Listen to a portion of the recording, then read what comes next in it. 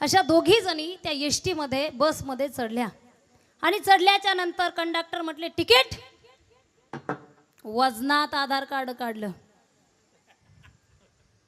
कंडक्टरनी चेहऱ्यावर पाहिलं तर चेहरे तरुण होते. आधार कार्ड पाहिलं म्हातारं होतं, त्याच्यावर MH75 होतं. ह्या पुढं गेल्या तर भरलेली सगळी एसटी, जागा नाही बसायला, एकच सीट. यांची संगीत खुर्ची सुरू झाली. अर्ध्या खुर्चीमध्ये ही बसायला गेली तर ही इकडं लुंडकायची, खाली पडायची, कारण बसणारी एवढी मजबूत होती. 4-5 सुना माहेरी वाटा लावून हिने एकटीनेच दूध खाल्लं होतं. शासनाचं शीट सुद्धा तिला कमी पडायला लागलं. असं करता करता ती म्हटली माझं सीट आहे. संगीत खुर्ची सुरू झाली. माझं सीट आहे. दुसरी म्हटली माझं आहे. ती म्हटली नाही माझं आहे, मी अगोदर आले. ती म्हटली नाही मी अगोदर आले. दोघीचं भांडण, बोलाबोली, बाचाबाची चालू होती.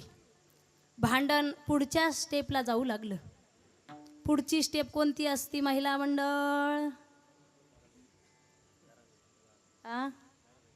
धराधरी, कुटाकुटी, टाकाटाकी. आणि ती स्टेप सुरू झाली. कंडक्टरच्या लक्षात आलं ही स्टेप जर इथं एसटी मध्ये झाली तर बाकीचे प्रवासी सुद्धा फटकवले जातील. कंडक्टरने आयडिया केली, मावशी कोण अगोदर आलं? दोघी म्हटल्या मी आले, मी आले. आता एकीला जर बसवलं, कंडक्टरनी एकीला जर एका सीटावर बसवलं तर दुसरी याच्या गळ्यात पडेल. गळ्यात पडेल म्हणजे याच्या सीटवर बसेल. वेगळा अर्थ काढू नका. कंडक्टर आता काय करावं, युक्ती चढवली.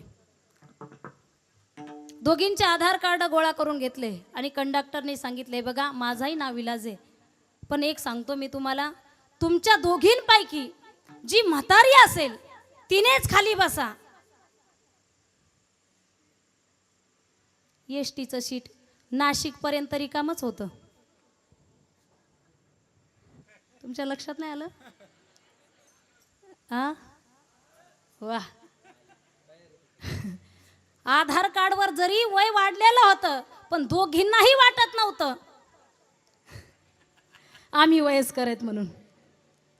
सीट रिकामच गेलं पण दोघी खाली बसले नाही, कारण दोघीला माहित होतं आमचं वय झालेलं नाही, आम्ही सुंदर दिसतो. एक उपाधी जर आपल्याला एवढी त्रासदायक असेल, एक उपाधी जर एवढी त्रासदायक असेल तर आपण स्वतःभोवती कितीतरी उपाध्या लावून घेत असतो. काम करणं नाही, पण तो भगवंत स्वरूपाने, रूपाने, अव्यक्त रूपाने असणारा माझा भगवंत भक्तासाठी सगुण रूपाने प्रगट होतो. अभंगाचं 3रं चरण.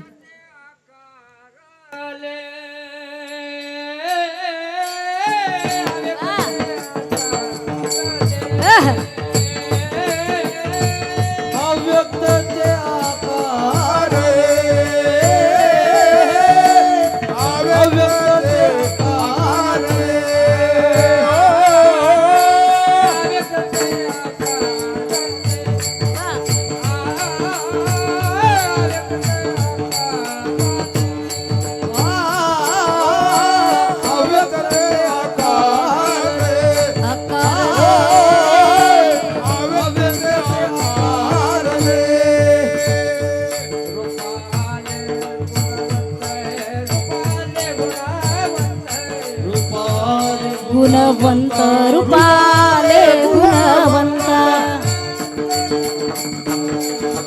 राखे पायापासी भक्त राखे पायापासी,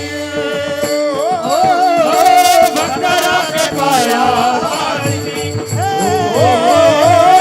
भक्त राखे पायापासी.